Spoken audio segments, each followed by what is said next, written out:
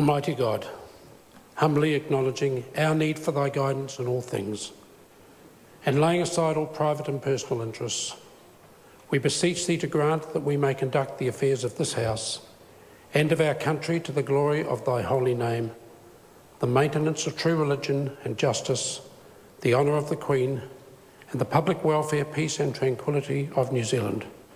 Through Jesus Christ our Lord. Amen.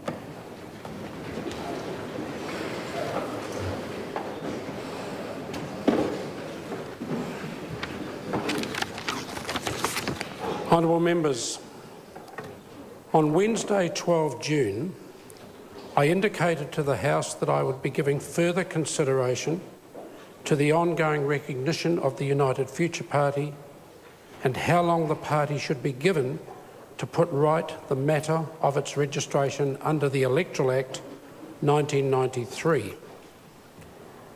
The matter is still with the Electoral Commission and appears likely to take more time than originally anticipated. The Commission is an independent body and I do not want to influence its decision in any way. However, the time that it may be involved creates a level of uncertainty that has the potential to disrupt the business of the House. The House's long-standing practice is that it does not concern itself with the membership of political parties. Its concern is only for their parliamentary membership. The Speaker takes action only when advised of a change to a parliamentary membership. I do not believe this is now a tenable basis on which to proceed, given the 2011 change to Standing Order 34.1, to make it clear at the commencement of a parliament or following any subsequent by-election where a member or members are elected in the name of the party, that party must be registered under the Electoral Act if it is to be recognised.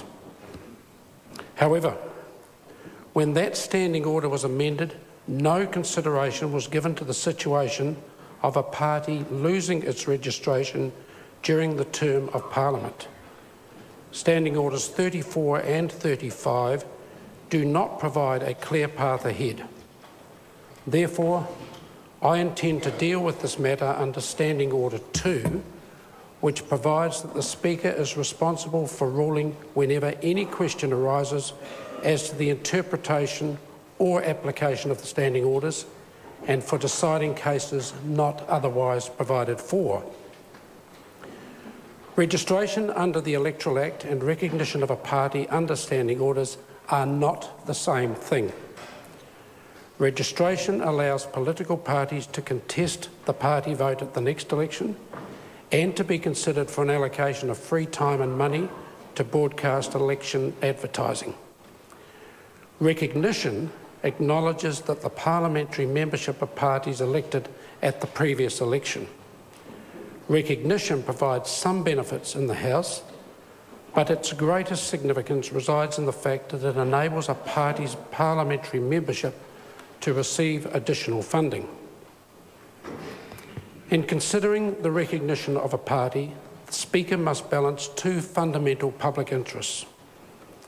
On one hand, it is not tenable for a party that cannot reasonably demonstrate its wider representative capacity to continue to be funded.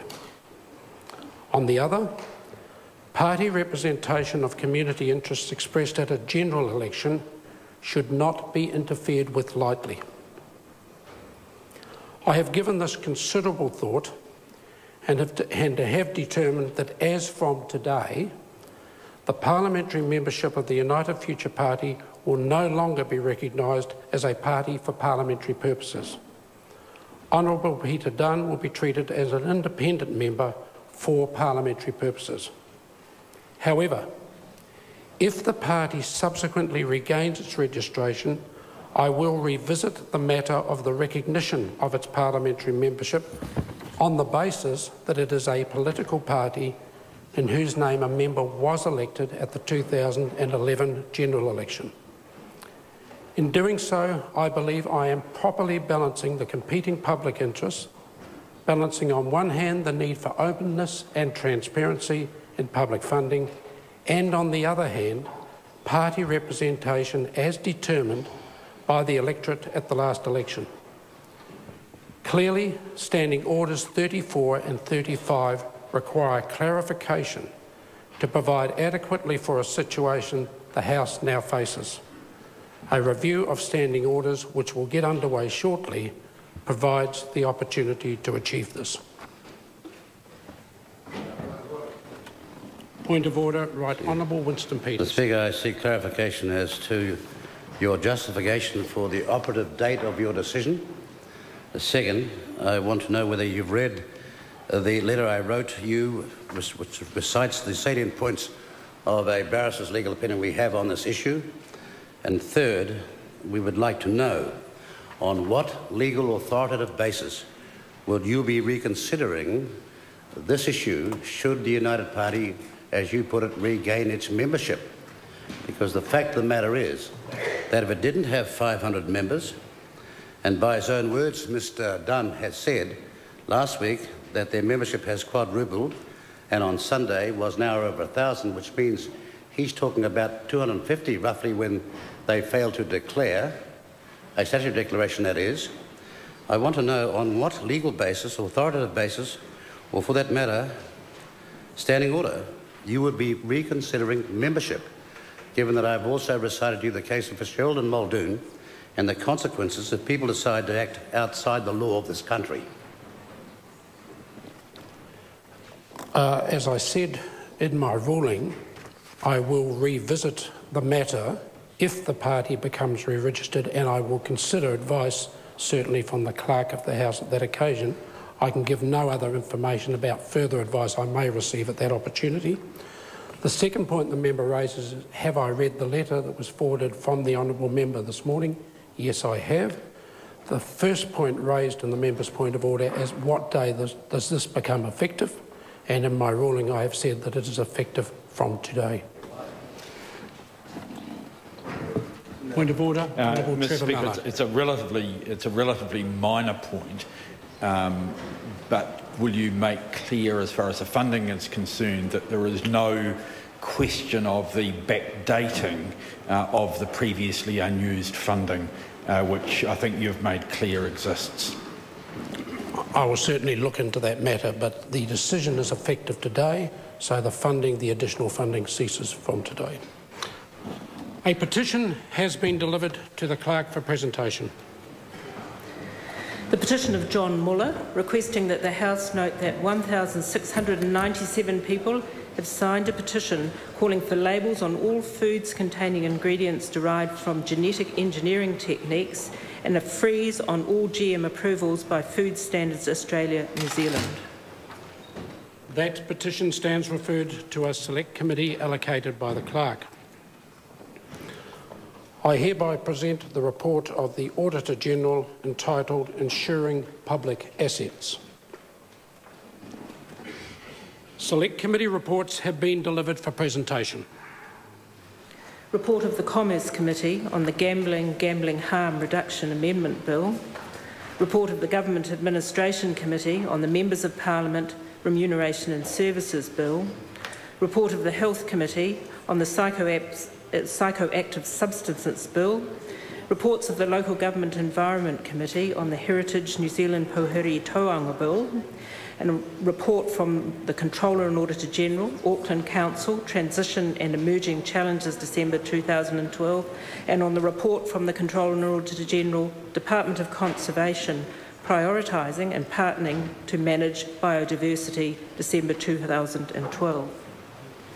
The bills are set down for second reading, and the reports on the Controller and Auditor General's report on the Auckland Council and on the Department of Conservation's management of biodiversity are set down for consideration. The Clerk has been informed of the introduction of a bill. Health and Safety, Pike River Implementation Bill, introduction. That bill is set down for first reading. The House comes to questions for oral answer, and the first question is in the name of Dr. Russell Norman. Mr. Speaker. Kevin Haig. Mr. Speaker, on behalf of Dr. Russell Norman, My question is to the Minister responsible for the GCSB and asks, does he agree with the New Zealand Law Society when it describes outcomes in the Government Communications Security Bureau and Related Legislation Amendment Bill as unacceptable and inconsistent with the rule of law? If not, why not? Right Honourable John Key. Mr Speaker, no, because the bill clarifies the long-standing practices of the GCSB to assist other agencies, as it has under successive governments for over a decade. The bill also significantly strengthens the oversight regime for our intelligence agencies. As I've said several times before, this is not a debate about whether a particular New Zealander will have intelligence gathered about them and their activities. That will happen with the appropriate safeguards and oversight. The debate is about which agency conducts that surveillance, which of course must be done under lawful authority. Supplementary question, Kevin Hay. Thank you, Mr Speaker. Is he relaxed then that, as the New Zealand Law Society highlights, the bill will allow New Zealanders to be spied on more extensively and never be told in a manner that is, and I quote, unacceptable and inconsistent with the rule of law? Right Honourable John Key. Mr Speaker, I've just answered that question through the primary question. I don't agree with the Law Society. Supplementary question, Kevin Haig. Does he agree with the Law Society that the bill transforms the GSB from one focused on foreign threats to an agency focused on New Zealanders, again I quote, in a way not previously contemplated and that is inconsistent with the rights to freedom of expression and freedom from unreasonable search and seizure under the New Zealand Bill of Rights Act 1990 and with privacy interests recognised by New Zealand law, close quote. Right Honourable John Key. Mr Speaker, no. I mean, other than actually strengthening the oversight regime and some work around private support for private companies in relation to cyber security, nothing actually changes from what the GCSB has been doing under the Labor government with the legislation introduced by Labor in 2003, supported by Helen Clark and Michael Cullen and half the travellers sitting on the other side of the House. Supplementary question, Kevin Haig. Does he stand then by his claim that this bill is simply a matter of clarification when, in fact, as the Law Society has spelt out, the bill completely transforms the GCSB and gives it expanded powers and functions? Right Honourable John Key. Speaker, I completely stand by my statement. I mean, it's worth recalling if we go back, let's say, to 2006, a period where Helen Clark was Prime Minister. I'm sure if we look through the records, it's eminently possible GCSB provided assistance to either NZSIS or New Zealand Defence or the police. That will be the situation when the law is changed, and that is because there are currently difficulties of interpretation and we therefore ceased that assistance. I would also point out that that assistance is very important for New Zealanders, and that provides security and safety for New Zealanders. And members that don't want to provide that security and safety for New Zealanders should make that clear to the New Zealand public next time there's a problem. Supplementary question, Kevin Haig. Is it the government intention, as is currently in the bill, to allow the GCSB, and again I quote the Law Society, under a cloak of cooperation with some other specified agency, to perform any activities that it chooses? Well, Mr Speaker, that Right Honourable John Key. Mr Speaker, that just shows you what's wrong with the Law Society. It's not under a cloak, it's under a warrant.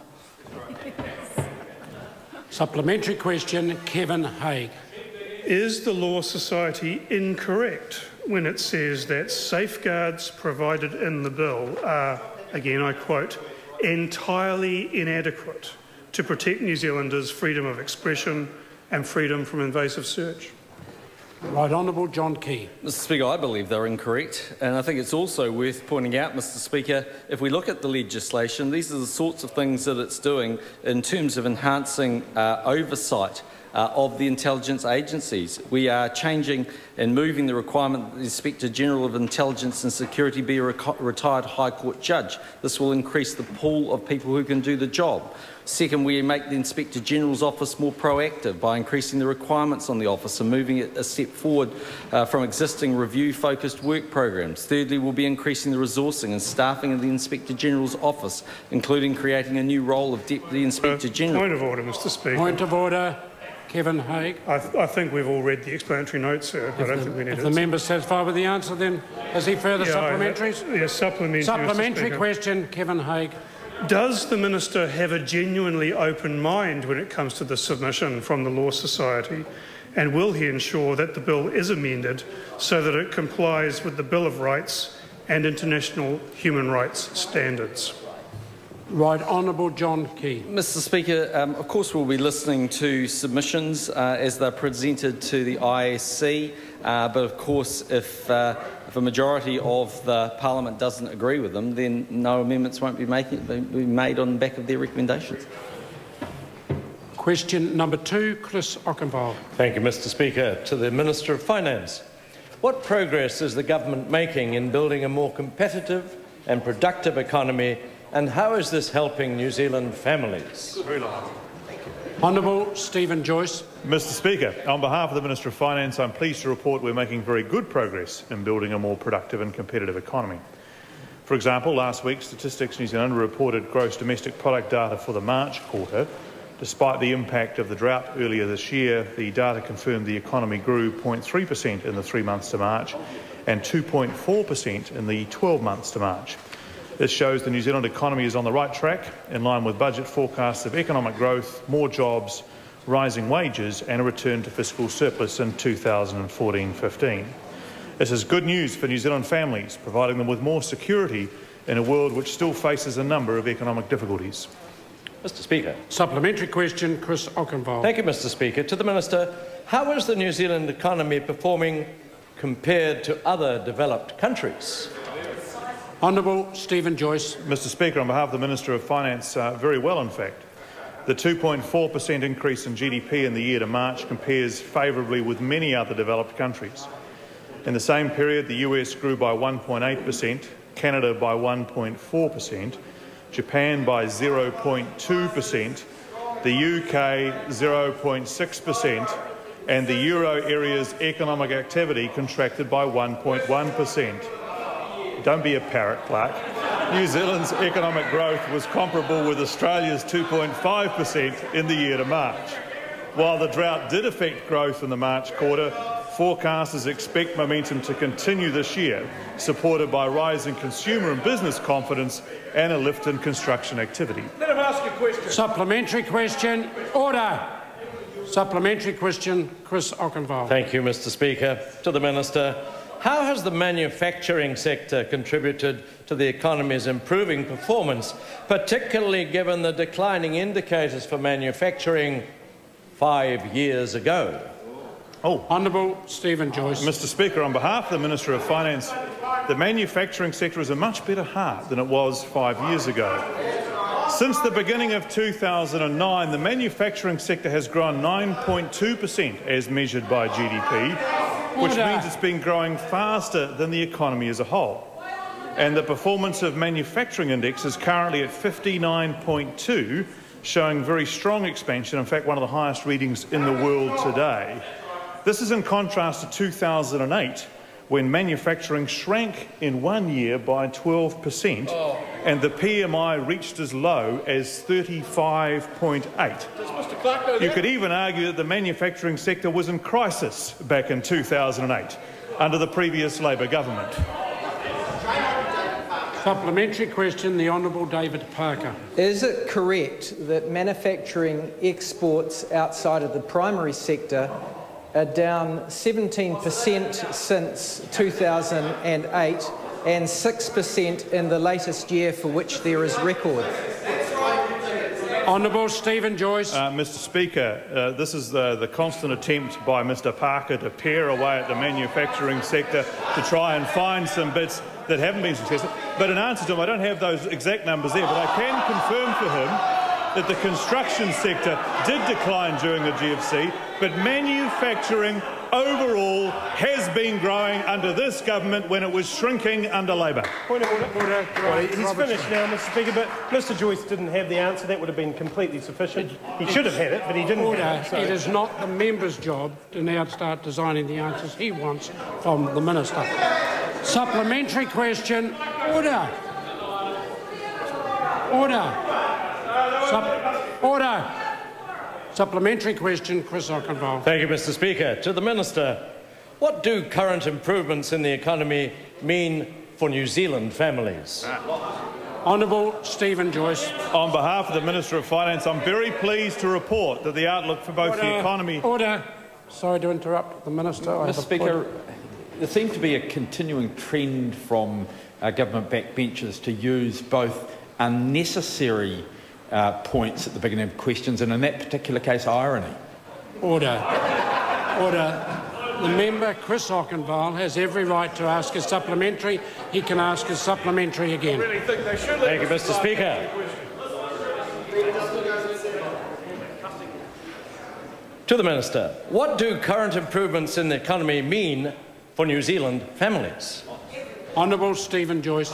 Mr Speaker, on behalf of the Minister of Finance, notwithstanding the opposition's disinterest, I'm pleased to report the outlook for both the economy and New Zealand families have improved considerably. For a start, the economy is now growing. In 2008, it was deep in a domestic recession that started before the GFC. There are around 50,000 more jobs in New Zealand than 2 years ago. The cost of living is low, increasing by around 1% annually. In 2008, inflation was more than 5%. Floating mortgage rates are at 50-year lows, around half of what they were in 2008. The export sector and jobs in that sector are growing. 5 years ago, tradables have been in recession since 2005. And that is a sufficiently long answer. Supplementary question, Honourable David Parker. In light of his answer to my last supplementary that he doesn't know... Sorry? Order with the member. Order. Is that a point of order, sir? No, it would be helpful. Order. It would be helpful if that interjections were not continued from the front bench of the National Party. Given that the Minister, in David response Parker. to my last primary, said that he didn't know that manufacturing exports outside of primary are down 17%, why is it that the Minister of Finance has not been advised by the Minister of Economic Development, who's been in that portfolio for a number of years, that manufactured exports outside of primary are down 17% in real terms since 2008 and 6% in the last year? Honourable Stephen Joyce. Mr Speaker, on behalf of the Minister of Finance, I'm reliably informed that the Minister of Economic Development has been in the role for about a year and a bit, but it may feel like some years in the opposition. But, Mr Speaker, I can confirm for the member that the volume of non-food manufactured exports, which may or may not be the exact same definition as he has, actually did drop 5.8% in 2008. Since that time, they've grown by 14.6%. Question number 3, David Shearer. Thank you, Mr Speaker. To the Prime Minister, does he stand by all his statements? Right, Honourable Prime Minister. Speaker, yes.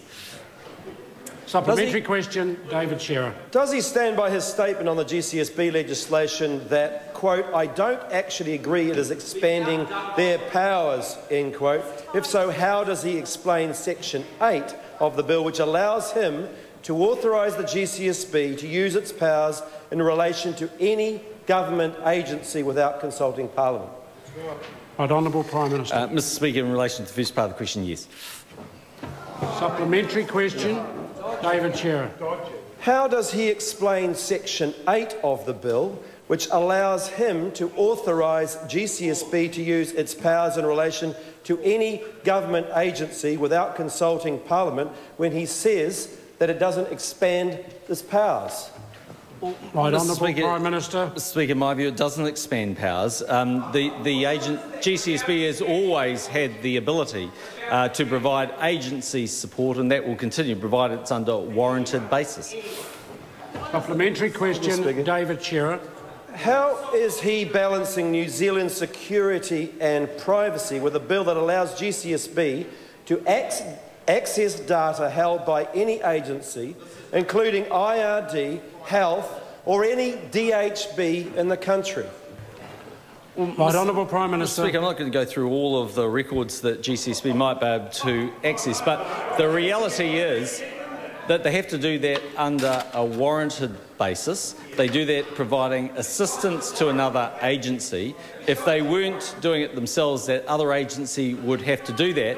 And I'd point out to the member that has been the long-standing practice as established under law by Helen Clark. And if that member was really taking his responsibilities seriously, he'd be voting for the law. Supplementary question, David Shearer. Thank you. Does Section 15A of the bill allow him to grant interception warrants, quote, this section applies despite anything in any other act, end quote, mean that this legislation overrides, for example, the Crimes Act? Right, Honourable Prime Minister. Mr. Speaker, I'm not going to offer a legal view because that's not my responsibility. But what I can say is, yes, I do have the ability to sign a warrant, and that is under the well-established practice as any other GCSB minister has. Supplementary question, David Shearer. Does he think consulting with a Minister of Foreign Affairs provides sufficient checks and balances to ensure that the extended powers in the bill are not improperly used? Right, Honourable Prime Minister. Mr. Speaker, the member is quite wrong. The powers are not expanded or extended. The oversight is extended. But what the legislation is attempting to do is to ensure that the very poorly drafted legislation that was brought in by a Labor government in 2003, where they operated providing assistance right through the whole period of time, is actually now clarified. And I say to that member, if he doesn't want to keep New Zealanders safe, if he doesn't want to assure that we have better information about the security of New Zealanders, well, keep going the way you are, son, but you won't become Prime Minister doing that. Order. Supplementary question, David Thank you, Mr. Shearer. Speaker. Is he prepared to put the bill on hold pending a short, sharp, independent inquiry of our intelligence agencies that would secure broad parliamentary support? Right, Honourable Prime Minister. Well, Mr. Speaker, I now see that the Leader of the Opposition, who realises he's on the wrong side of this debate, is trying to find a way out with what he's now calling a short, sharp inquiry. That's not the way he was describing a wee while ago. The member knows we've had a thorough review of GCSB. Absolutely thorough. Well, they haven't been able to find one single point that they actually disagree with the review. Not one point. The member knows that because we've had that discussion. It's SIS he's been asking out, and the Inspector General's had a thorough review of that. Supplementary question, David Shearer. Yes, Mr. Speaker, if he believes it's so urgent to put this bill through in its current form, when the situation about illegal spying was known in last August, why didn't he just simply act sooner? Right, Honourable Prime Minister. Well, firstly, Mr. Speaker, the member is quite wrong. There is no proven fact of illegal spying, with the one exception of Kim.com. What is correct is that the law has difficulties of interpretation. It's the law passed by Labor in 2003. It's the law that was administered by Labor in exactly the same way that I have since I've been Prime Minister, and the member knows, because he sits on the Intelligence and Security Committee, the member knows, because he gets briefings from GCSIS, that actually the work they do provides security to New Zealanders. And the reason he isn't supporting it is because his little pal sitting next to him is playing games with politics. That's quite a sufficient answer. Question number... Order. Question number 4, Kamal Singh Bakshi. Thank you, Mr. Speaker. And my question is to the Minister of Internal Affairs and asks, what are the government's plans for providing more services online? Honourable Chris Tremaine. Mr. Speaker, yesterday the Prime Minister and I launched the Government ICT Strategy and Action Plan to 2017. One of the key initiatives in this new plan aims for all new transactional services to be offered online by 2017. Online options are faster, easier and cheaper to use and will be the default option into the future. Mr Speaker, this relates to our Better Public Services Result 10, which aims for 70% of New Zealanders' most common transactions with government to be completed online by 2017.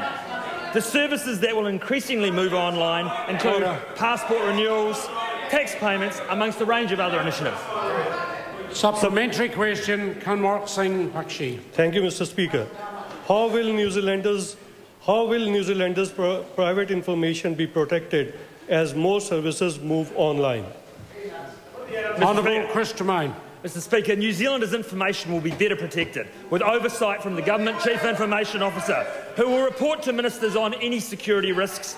The GCIO will also implement improved privacy and security standards and controls across the public sector. The GCIO has already reviewed all kiosk and internet-based ICT systems following issues with MSD kiosks last year. All government departments have been required to take action to tighten up their services and ensure that New Zealanders' information is being protected. Supplementary. Supplementary question, Cunliffe Singh Bakshi. Thank you, Mr. Speaker. What evidence has he seen that New Zealanders are demanding online services? Honourable Chris Tremaine. Mr Speaker, we are seeing a huge demand for online services already. 68% of people applying for financial assistance from MSD are now doing that online, up from 48% when the targets were set last year. About 5% of adult passport renewals were being done online within 6 months of the service launching. Mr Speaker, it's clear that there is huge demand for these services, and this plan, the Government ICT Strategy and Action Plan, takes this country forward. Thank you. Supplementary question, the Honourable Trevor Mallard. Mr Speaker, to the Minister, does he have confidence in his Government Chief Information Officer, given his performance in relation to the oversight of NovaPay, where he chose not to look at the problems because no one asked him to? Honourable Chris Tremaine. Thank you, Mr Speaker. I have total confidence in the GCIO. He did not have a mandate at that particular point in time for the oversight of NovaPay. He now has that mandate, and I am confident he will do a great job. That's right. Question number 5, the Right Honourable Winston Peters. Thank you, Mr Speaker. My question is to the Prime Minister and asks, does he stand by all his statements? Right Honourable Prime Minister. Mr Speaker, yes. Right Honourable Winston Peters.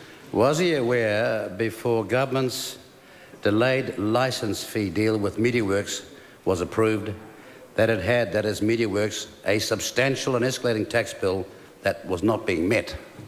Right Honourable Prime Minister. Mr Speaker, no. Supplementary question, Right Honourable Winston Peters. When he was told, as it's reported in Hansard, 27 September 2012, that the company was, as the market said, going belly up and tens of millions of dollars of taxpayers' money was going to be lost, what did he do about it? Right Honourable Prime Minister. Mr Speaker, it's not for me to wade into a publicly owned company and seek to restructure them. What the government did do was, when there was the issue of licences that had to be paid for up front, and it was obvious that MediaWorks, amongst a number of players at the time, might have had difficulty in actually meeting that cash flow, the government looked to spread those payments over a period of time. It did so by ensuring there was security over those licences, and it did so also ensuring that there was an above-market interest rate. That was actually done to protect... Point of order. Point of order. Right Honourable. Speaker, that has got nothing to do with my question. I'm talking about... Well, I'll hear the point of order in silence. I'm talking about a growing, then escalating tax bill that got to $22 million at the time of receivership. That's what I'm talking about.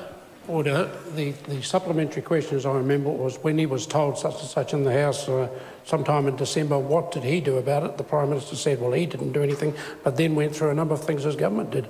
And he was still answering that question when the member rose to his feet to interrupt it. The member has further supplementaries if he wants to use them.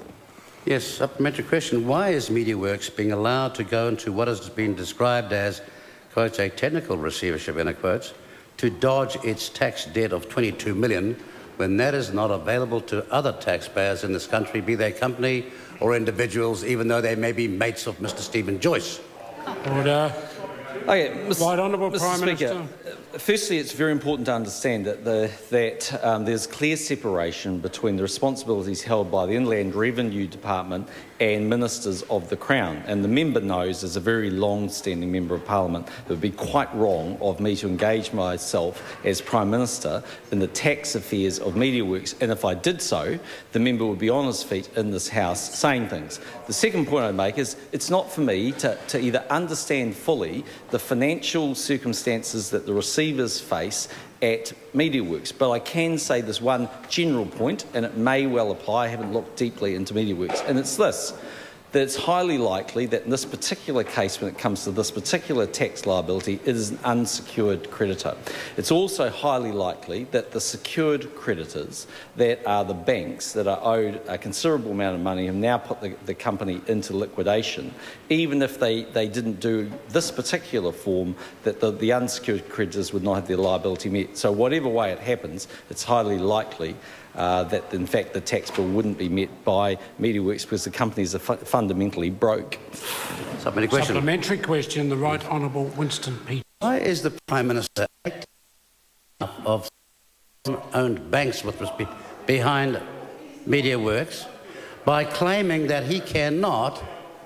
Oh, Mr Speaker, can I ask this question without Stephen Joyce evincing his embarrassment at his mates and crony capitalism being found out? Order. It would be certainly helpful if there weren't any interjections from this side of the House. Would the member just ask his question? I'm trying to. Point of order. Honourable Mr Speaker, I think when you were on your feet, you were referred to as an old clown by the Minister of Economic Development. I didn't hear it, and it's not useful for the order of this House for the member to raise that as a point of order. Would the Right Honourable Winston Peters please continue with his supplementary? He meant a ball crown, talking about himself, but look... Order. If the member wants to ask his question... Mr Speaker, I am entitled to ask the question. Yeah, Your job is to stop them chipping me at the time. The member is entitled to ask his question, but he's not entitled to start it the way he started that question. Point of order, Mr Speaker. Point of order. Point of order. Is it the ruling of this House that you can actually get a question out without constant interruptions from the front bench of the National Party? Or is that allowed, including insults as well? I'm trying to assist the member. I have told the front bench of the National Party they are not to interject. The member then rose and started with an interjection or a comment that was unnecessary to his question. I said that was out of order. I'm trying to help the member to have the opportunity to ask his question if he so wants to do so. Supplementary question. Sorry? Why? Order. Mr Speaker, did you hear that interjection? No, I didn't. If a member wants to ask his question, he should do so. Otherwise, we are moving to the next question. Point of order, Mr Speaker. Mr Speaker, when Paula Bennett interjected, you looked at her and called her to order. You can't say that you didn't hear her. It's a matter of which interjection he's referring to. That's the order. If the member, for the last time, wants to ask his question, he will rise to his feet and ask the question. There will be absolute silence from this side, otherwise a member will leave the chamber. And if the question is not asked, then we are moving to the next question. Supplementary question to the Prime Minister. Supplementary question, the Right Honourable Winston Peters. Why did the Prime Minister and his government not move to put this outfit into statutory receivership, thereby enabling their recovery of a tax bill of now $22 million, which was agreed by MediaWorks when they signed off with IRD and in the Alesco case? Why is he allowing them to get out of this by using a technical receivership that is not available to the balance of New Zealand companies? Right Honourable Prime Minister. Well, firstly, Mr Speaker, I don't have any technical advice, or any advice, should I say, about ultimately whether the company could have been put into statutory receivership. And at no point was I asked to do that. Secondly, there is nothing specific or unique, as I understand it, to the way that MediaWorks is acting in relation to its receivership. That is not specific to that company. Any company could technically do that. And thirdly, like I said to the member earlier, it really depends on how much debt is owed in terms of secured creditors, whether the IRD would have received anything. Question number 6, Honourable David Parker. Thank you, Mr Speaker. My question is to the Minister of Finance. Does he agree with ANZ regarding the New Zealand economy that, quotes, "Our concern is that the domestic-centric mix of growth is not sustainable from the standpoint of New Zealand's external imbalances? If not, why not?" Honourable Stephen Joyce. Mr Speaker, on behalf of the Minister of Finance, I agree with a number of statements in the ANZ's review of GDP in the first quarter. For example, when it says lead indicators suggest solid growth in the second half of the year.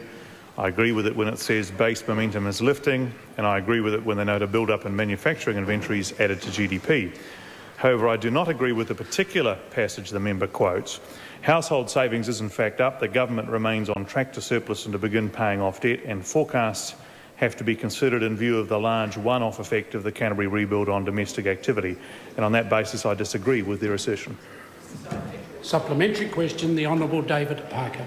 Why does he expect the public to believe that the recovery is broad-based and the benefits are being shared by all, when 40% of working New Zealanders didn't get a pay rise at all in the last year, and yet the cost of living, be it electricity prices, petrol taxes, health or education costs, keep going up and up? Honourable Stephen Joyce. Mr Speaker, well, the member makes an interesting point, but I'm not sure that it squares with the facts, because the reality is the cost of living is actually the lowest it's been in 9 years, gone up about 1% in the last year. Interest rates, of course, which are one of the biggest household costs, are as low as they have been for 40-odd years, in fact 50 years I think, which means on balance that most households, although they'd all like to be further ahead, and of course we all would, but most households are in fact slightly better off in the last 12 months than they would have been the year before. Supplementary. Supplementary question, the Honourable David Parker. Does he understand that New Zealanders are feeling disappointed with his management of the economy, given that most of the modest economic gains have gone to the few percentage at the top, while everyone else has stayed still or gone backwards? It is. Honourable David Parker. Mr Speaker, on behalf of Stephen Joyce. Mr Speaker, on behalf of the Minister of Finance, I suppose the lie of that statement is probably the polling numbers that suggest that New Zealanders in fact are supporting the economic direction of this government. The reality is that it's been tough the world over in terms of people getting ahead, but in the New Zealand context, with low interest rates, low mortgage rates, a low cost of living increase, and a government that's running the economy carefully and successfully, we're actually doing better than most parts of the world. Wages dropping. Question number 7, Jan Logie. Mr Speaker, my question is... Order. I apologise. I've missed a supplementary from Paul Goldsmith. Thank you. Supplementary, Paul Goldsmith. Thank you, Mr Speaker. My supplementary is to the Minister of Finance. How does New Zealand's external balances compare to what the government inherited in 2008? Honourable Stephen Joyce. Mr Speaker, on behalf of the Minister of Finance, of course, the Stats New Zealand last week announced a current account deficit in the first quarter was 4.8% of GDP and was actually down a bit, and compares with the current account deficit in the final quarter of 2008, where it peaked at 8.8% of GDP. This was the worst quarter in the last 25 years and came at the end of a 4-year period in which the current account deficit averaged over 8%. So what we're seeing, Mr Speaker, is a steady rebalancing of the New Zealand economy, and that's reflected in our external balances. Question number 7, Jan Logie. Thank you, Mr Speaker. My question is to the Attorney-General and asks, does he agree with the New Zealand Law Society that, quote, the rule of law lies at the very foundation of a free and democratic society and is essential for the protection of human rights, unquote? If not, why not? Mr Speaker, yes, although I would observe that it's the rule of law, not the rule of lawyers, and it's certainly not the rule of the mob, which is the Green Party's preferred approach. Very droll. Order. Mr. Speaker. Supplementary question, Jan Logie. Does he also then agree with the Law Society's view that, quote, a number of recent legislative measures are fundamentally in conflict with the rule of law, unquote? No, I do not. Mr. Speaker. Jan Logie, supplementary question. Does he stand by that response, given that the Law Society identified that this government has passed 5 laws that remove the court's constitutional role of judicial review, 3 laws that give the executive, i.e. his cabinet, unjustified powers, 3 laws that have serious human rights concerns, and 5 laws that he himself gave negative Bill of Rights reports to? Moreover, I say, for example, in relation to Section 7 reports, that I provide those reports as the law officer of the Crown, and then they're made available to Parliament so that they can debate the issues. The Law Society's got the wrong end of the stick when it goes on about Section 7 reports, because it doesn't understand the procedure set out and adopted by this Parliament for many years. Administration. Supplementary question, Mr. Jan Speaker. Logie. How was his last performance appraisal with the Prime Minister, given that the first role of the Attorney-General in the Cabinet Manual is, quote, maintaining the rule of law, unquote, and the Law Society has identified he is not doing that and is therefore clearly failing to protect New Zealanders' human rights? Honourable Chris Finlayson. Well, I have my priorities meeting with the Prime Minister tonight, and I expect that my report card will be what it was last time. Outstanding? Outstanding.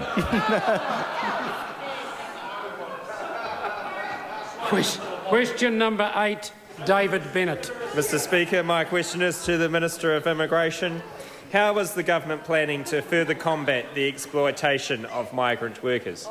Honourable Michael Woodhouse. Mr. Speaker, this week I announced plans to introduce tough new changes to the Immigration Act in order to make it clear that unlawful and exploitative behaviour will not be tolerated in New Zealand.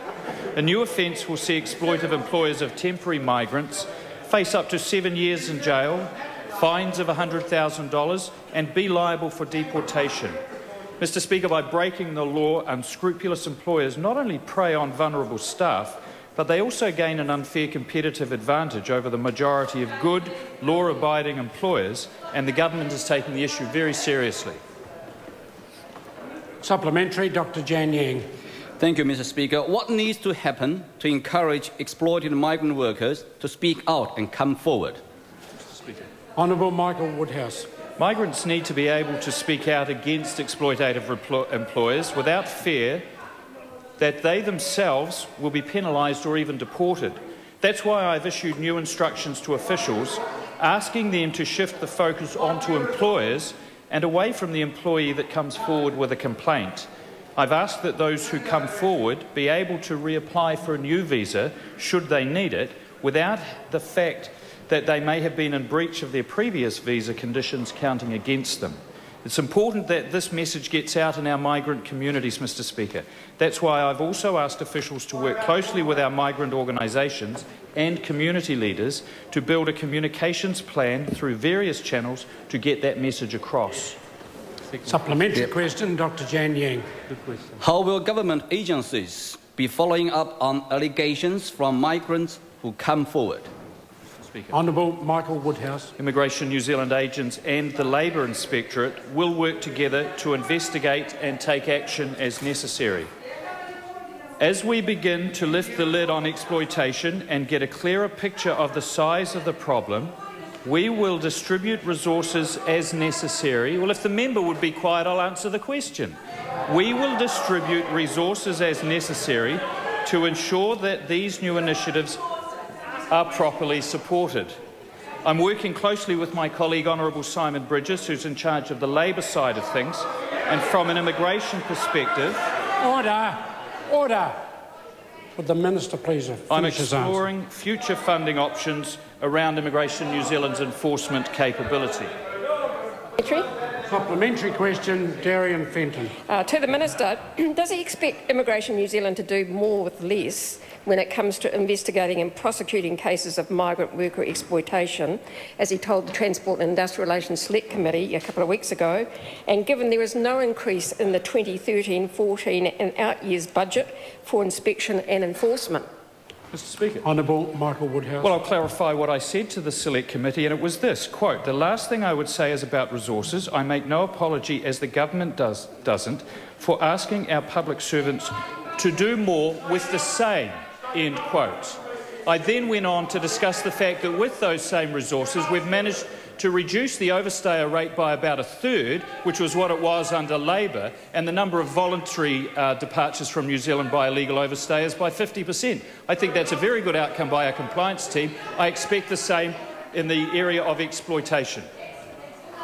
Question number 9, Honourable Clayton Cosgrove. Mr Speaker, my question is to the Minister of State and Enterprises and asks, does he stand by all his statements regarding solid energy? Honourable Tony Ryle. Mr Speaker, yes, within the context they were given.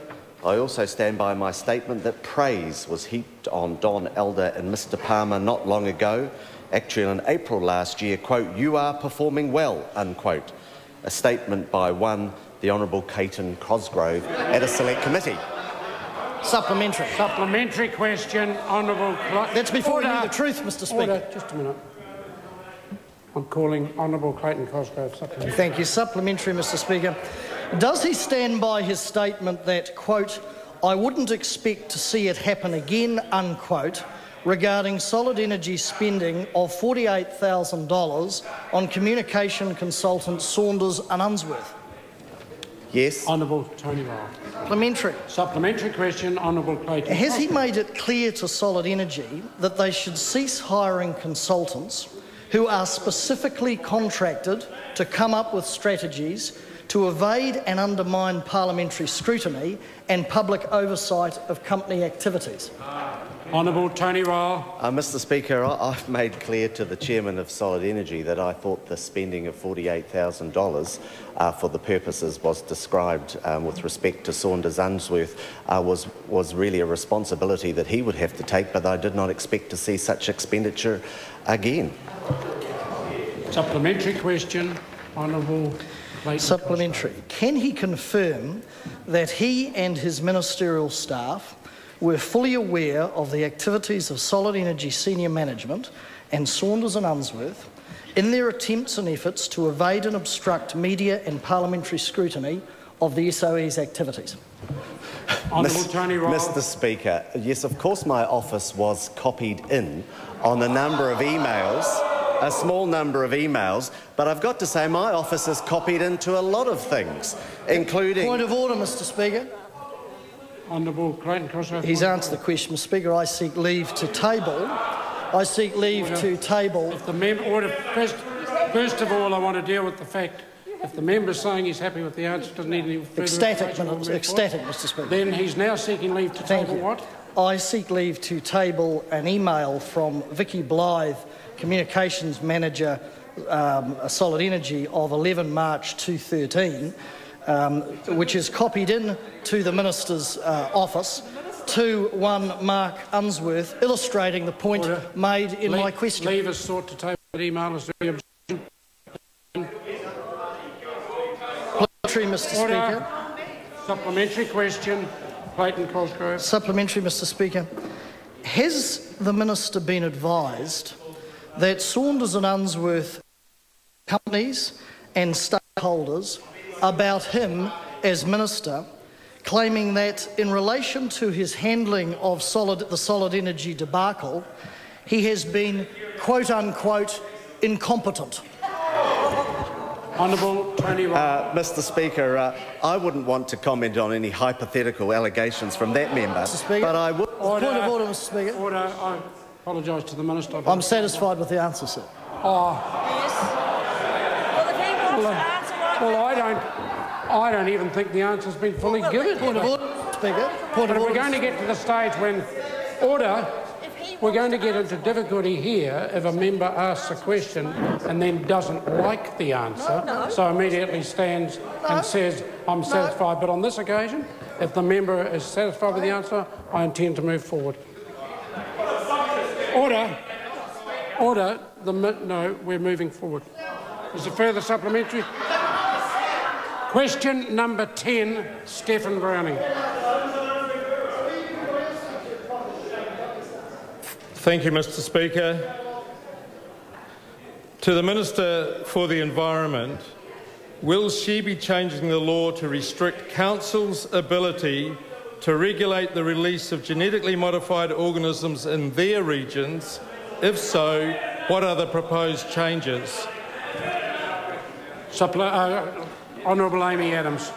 Thank you, Mr. Speaker. The regulation of the release of genetically modified organisms is and has for more than 15 years been regulated at a national level by the EPA under the Hazardous Substances and New Organisms Act. I am concerned at indications that some councils are seeking to rewrite what is a nationally set regulatory framework, and accordingly it is my intention to progress an amendment to the Resource Management Act to clarify the respective functions and roles of the EPA and local government in this regard. Communities can be confident that the HASNO Act provides a robust system of controls and a very high bar for the entry of GMOs into New Zealand. Thank you, Mr. Speaker. To the Minister, why has the government's position changed since Nick Smith wrote to the councils in 2010 saying that they would not change the law to put in place protections, but that, and I quote from him, "This does not preclude a council from restricting or preventing the use of GMOs in their region." Why has it changed? Honourable Amy Adams. Mr. Speaker, actually the position of the government and the ministry has been consistent in this regard for some years, and I would refer the member to Crown law advice that the ministry has put on its website from 2003 and 2004, repeating their consistent position that it is not a good idea for councils to be regulating GMOs under their plans, and that there are serious legal uncertainties as to how well that would work in practice.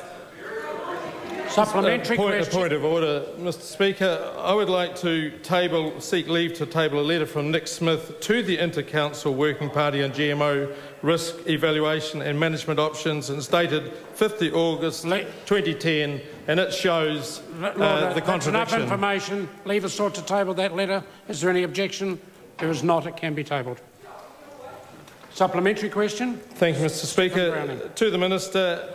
Given that the Northland and Auckland Council's decisions to put in place protections are based on 10 years of investigation and evaluation about how to protect their ratepayers, how can she justify threatening to swoop in and override their rights and responsibilities just because it suits the GE agenda of this government? Honourable Amy Adams. Mr. Speaker, I can assure that member that local councils are local councils. They operate under the national framework. There has never been the ability for them to rewrite national rules that they don't like. And if councils have concerns about the way the GM regulation in New Zealand works, they should raise those with the EPA and attempt to address the regulation on a national basis. They should not set up their own independent states where they write their own rules and ignore the national framework. Question number 11, Mike Sabin. Thank you, Mr. Speaker. My question is to the Minister of Transport. How is the government working with the Auckland Council to progress the Puhoi to Wellsford road of national significance? Honourable Jerry Brownlee. Mr. Speaker, the Auckland Council has recommended that the road progress through a fast-track consenting process, and that the government's Environmental Protection Authority holds hearings through a board of inquiry and issue a decision within 9 months of notifying applications. I commend the Auckland Council's Regional Development and Operations Committee for their foresight and look forward to improving this vital traffic and economic link to the north. Supplementary? Supplementary question, Mike Sabin. Supplementary to the Minister. What has been the response to the decision to fast-track the Puhoi to Wellsford road of national significance? Mr. Speaker, Jerry Brownlee. Mr. Speaker, I've seen numerous reports praising the decision to fast-track the consenting process. One referred to the Puhoi to Warkworth and onto Wellsford roads of national significance as the umbilical cord to the north. Another said the project, quote, can't come soon enough, and that the critics of this essential piece of roading infrastructure are doing no more than engaging in rhetoric. I note, Mr Speaker, both the spokesman for the Greens and Labor have been silent on this matter. Supplementary question, Mike Sabin. Thank you. To the Minister, when does the government expect to begin the EPA process?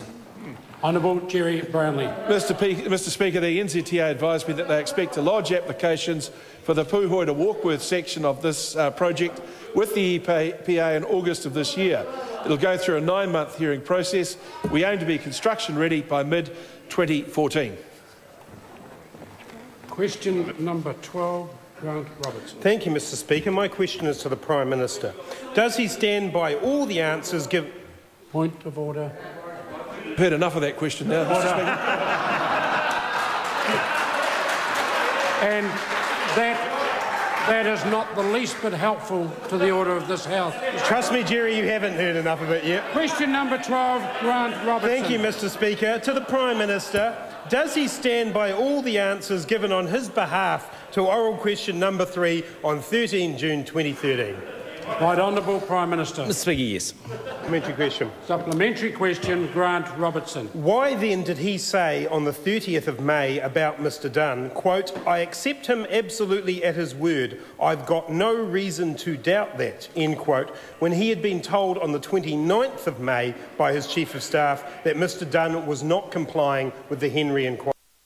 Right Mr Speaker, fullness of time to comply.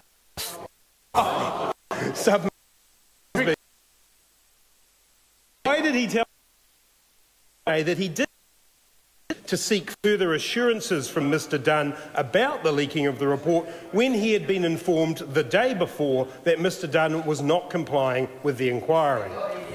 Right, Honourable Prime Minister. Mr Speaker, because it's important to understand I wasn't running the inquiry. As I said the whole way through, I'd wait for the report. I was advised on the 29th that there was email correspondence between Mr Dunn and Andrea Vance. I was also told that he wasn't fully complying with the inquiry, but parties were hopeful that he would. Supplementary question, Mr Speaker. Supplementary question, Grant Robertson. Why did he tell Radio Live on the 4th of June about the Henry report, quote, I'm as much in the dark as anybody else. I haven't seen a draft of the report. I haven't had any updates on it. When in fact he had updates on it, and that Peter Dunn was not complying, and that he had regular updates on it between the 29th of May and the 5th of June. Right, Honourable Prime Minister. Mr Speaker, that's absolutely correct. I didn't get a draft copy of the report. I didn't have an update on the report. I was aware initially that there was non-compliance. I was also told later on that he was going to be fully complying with the inquiry. That proved to be incorrect as well.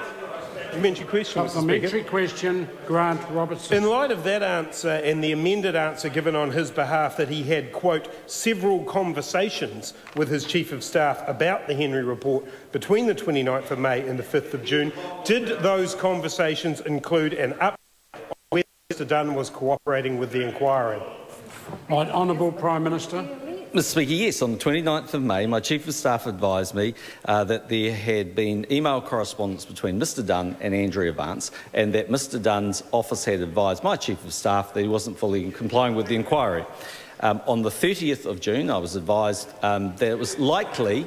30th of May, my apologies, 30th of May, I was advised that progress was being made and it was likely that he would be complying. And on the 4th of June, I was advised that while some compliance had taken place, not all of it had taken place. Supplementary question, Grant Robertson. Why has the Prime Minister misled the New Zealand public about what he knew about Peter Dunn's compliance, and why does he continue to bend the truth on occasion after occasion? Right, Honourable Prime Minister. Well, Mr Speaker, I know the member's desperate to put his hand up for the leadership bid that's going on in the Labor Party, but I haven't misled anybody. Come now to questions to members. First question in the name of the Honourable Shane Jones. Order. Order. I have called Honourable Shane Jones. So, to the member in charge of the Gambling Harm Reduction Amendment Bill, is it his intention to proceed with the Gambling Harm Reduction Amendment Bill? If so, does he believe its effect will be a reduction in problem gambling? Mr Speaker. Te ora ora Flavel. Reo Māori.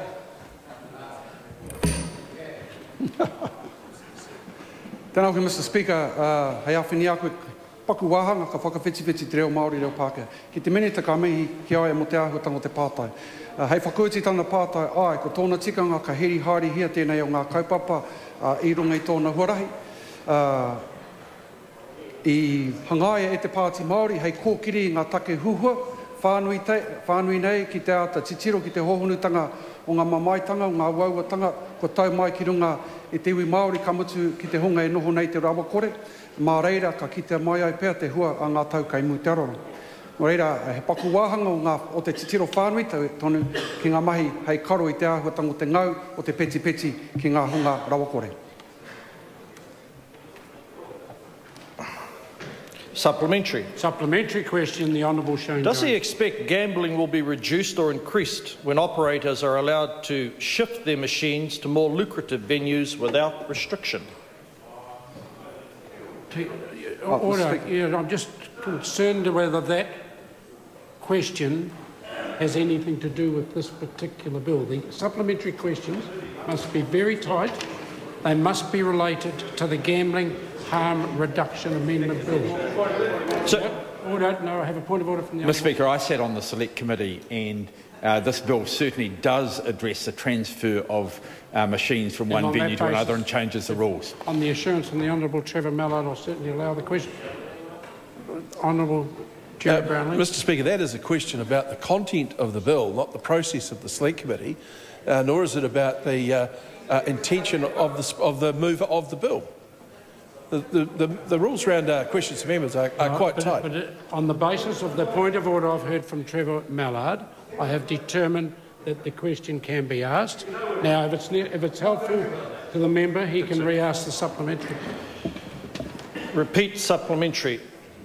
To the member, does he expect gambling will be reduced or increased when operators are allowed to shift their machines to more lucrative venues without restriction?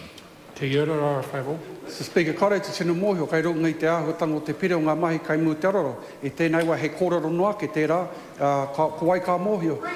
Engari me pēnei rawa te kōrero. Tērā pēr i roto i te whiriwhiringa.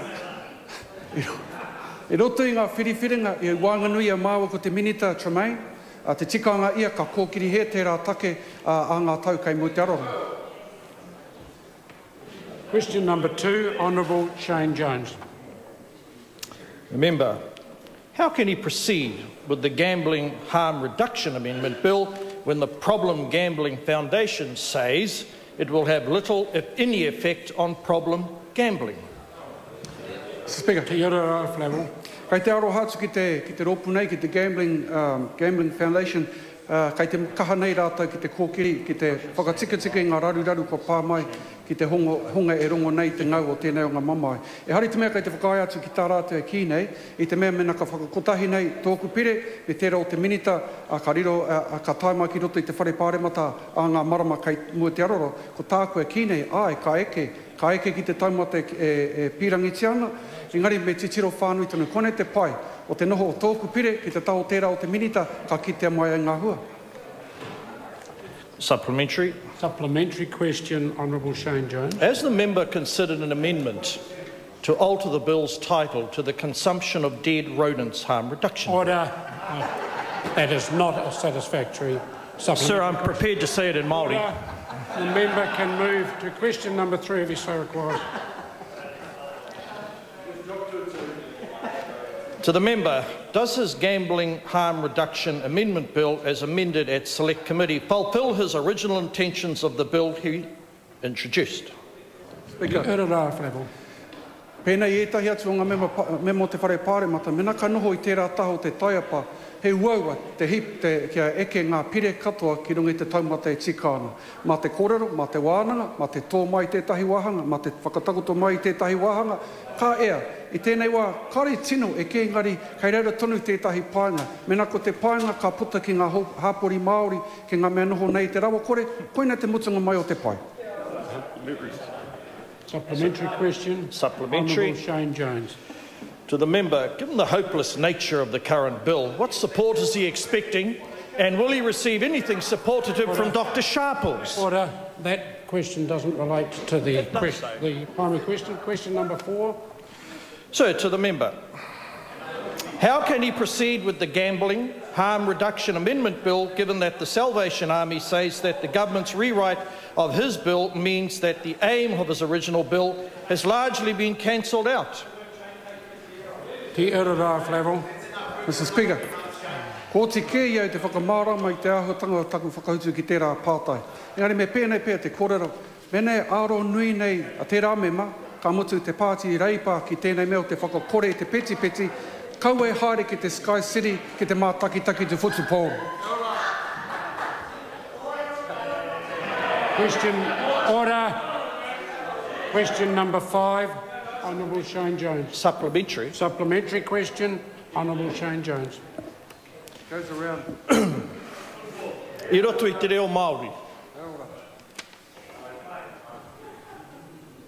Me pēhea rānei te mema e te māngai o te whare, e whakamārama atu ki te hunga e noho mai rā I roto I te ikaro rawhiti, ko te hua o roto I tēnei pire he kore take e rawatu. Speaker. If the member wishes to answer, yes. English. To your right level. Ka rei te tino mōhio menei tikana te whakamārama o te kai whakapāke haingari kei te pai waiho tērā ki reira. Mr. Speaker, I roto I ngā whiriwhiringa mo tēnei pire I ki te mai I etahi hua o roto I ngā kōrero. Tuatahi, ko te hunga e rā weke nei, e tinihanga nei I roto I te tukuna o te moni ki tēnā, ko katia, tērā āhuatanga. Mo te āhuatanga o ngā mihini e karo nei I te ngote mai o te moni, kai reira tonu tētahi whiriwhiringa. I hari te mea I roto I tōku ake pēnei tōku ake pire, engari o roto I ngā whiriwhiringa, ki ana te reo Pākehā ko ngā regulations, kai reira tonu te painga. Question number 5, the Honourable Shane Jones. Not a supplementary? If the members had a supplementary. Why did he agree to continue, question 5, sir, to the member, why did he agree to continue with the Gambling Harm Reduction Amendment Bill when at Select Committee all of its main provisions were either removed or weakened? Mr. Speaker, ko taua pātai anō, ka tai anō e ka pātai I te reo Pākehā, I te reo Māori. He ha te take kei te whakatuarua I te pātai. Supplementary. Supplementary question, Honourable Shane Jones. Is saying that a member is just repeating a question again when it's a primary question actually an answer? Yes, and on this occasion it is. Translation. The member could have taken quite a lot of time to repeat earlier answers, but it would adequately have covered it. I've called a supplementary if the honourable member wants to deliver it. Supplementary, sir. Given the member's pride in being at the table, how does this bill show Māori there's value at being at the table? To your right level. You're a good one, Mr. Speaker. He's a good one. Mr. Speaker. Order. Would the Honourable Tohanare please quieten down so I can hear the answer to this question before I forget the question. Order. Mr. Speaker, he private members bill tāku pire. E tērā wiki, e ai ki ngā kōrero, whitu te kau mā whā ngā private members bills I tai mai ki roto I tēnei. Te whare o te Clark. Ka mutu, Mr. Speaker, I roto I ngā whiriwhiringa, ka tīmata mai ai, I roto I ngā kōrero mō ngā wild animals, tai atu ki ngā wheel clamping. Koinei ngā kaupapa I roto I tērā ngā komiti.